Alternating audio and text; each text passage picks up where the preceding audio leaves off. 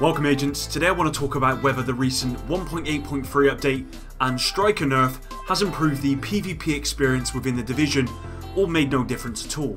If you enjoy this video, please hit the like button, subscribe if you're new and enjoy daily Division content, and with that said, let's get into the video. In preparation for this video, I put out a YouTube community post and a Twitter post asking you the very question this video is about. Has update 1.8.3 and the Striker nerf improved the PvP experience within the Division? I wasn't surprised with the results based on what I've seen people saying in the community. Predator, D3 and Nomad are now the go-to builds and everyone is using them. Seems to be the problem with the Division meta following the Striker nerf. The way I read it is this: there are 3 metas now instead of 1. Surely that's going in the right direction, so why are people so frustrated with the recent update? Look, we all know the best way to balance PvP within the Division is to remove classified gear. Who remembers when Ninja Bite was reworked and released into the loot pool for people to obtain? The builds people were experimenting with were amazing because there were so many and all of them had a real chance of being a strong build within PvP. But then classified gear was introduced and that's the end of that story. Sorry I'm going off on a tangent here, and that's for another video perhaps. The Striker nerf was needed in my opinion. Having the meta for almost every activity in the game, including PvE, was not good.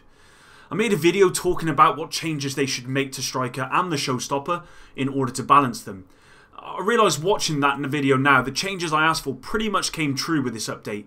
But I think it was too much because we have classified gear sets like Predator that do not punish players for missing shots, unlike Striker. I don't want to talk about nerfs to the current meta gear sets, i.e. D3, FNC, Striker and Nomad, because just like you agents, I hate nerfs within games and would rather see other gear sets buffed to balance the game. We all know though, however, that's just not going to happen at this stage. Unfortunately, I do think that with the next update, Nomad and Predator will be addressed because people are not happy. I've seen some people on Twitter say this is the worst the game has been, and others say it's the best, so what do I think? Look, there are some obvious nerfs that could be done to balance Predator's mark and Nomad. There are some obvious buffs that could be done to balance the rest of the gear within the game, including Hexo. Massive, when are you going to listen to the community and increase the attributes to meet classified gear of 1401? But all in all, I think PvP feels so much better with this update. I have to admit it's frustrating being hit by a bleed that cuts my health in thirds every tick, and the player can still have 9,000 stamina. It's frustrating that whilst Nomad is for solo only, this is being easily bypassed within the DZ, so people are still able to group together, not technically, but they are, so have unlimited lives. I know it's frustrating, but it's better than being hit by a 100 stack Striker Showstopper from 40 meters that you cannot kill because their heals are far too strong.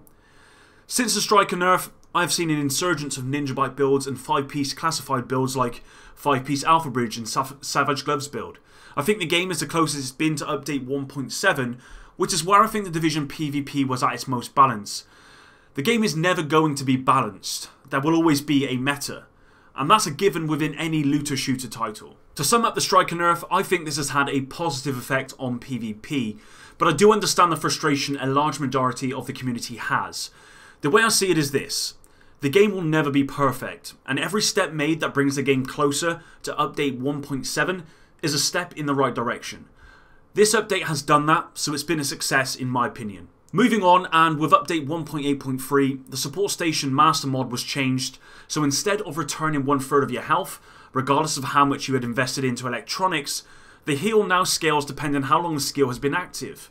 Massive made this change because most people would drop and pop the support station, causing them to get back roughly 1/3 of their health, almost removing the need to run overdose heal for example, which is directly linked to your electronics. The change was made to stop the drop and pop in the game. I'd have to agree that the support station needed to be changed because it did not scale with the electronics of your character. You could get back the same percentage heal with 0% invested in electronics as someone who had invested 9k in electronics. It needed to be changed and I'm glad they addressed this. With that said, I'm not sure the change they made is the right one. The description reads that the heal now scales depending how long the skill has been active. This was Massive's attempt at stopping the drop and pop, which has worked, but I don't think this was the real problem.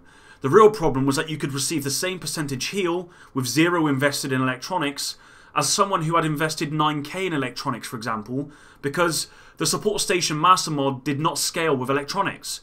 And this has not been addressed. If I stand in the support station for the maximum amount of time to allow a full heal, with 0 invested in electronics, I will receive the same percentage heal as someone who has invested 9k in electronics, who stands in the support station for the maximum amount of time. The master mod still does not scale to electronics. I personally think they should have left the drop and pop but scaled the box to the electronics you had.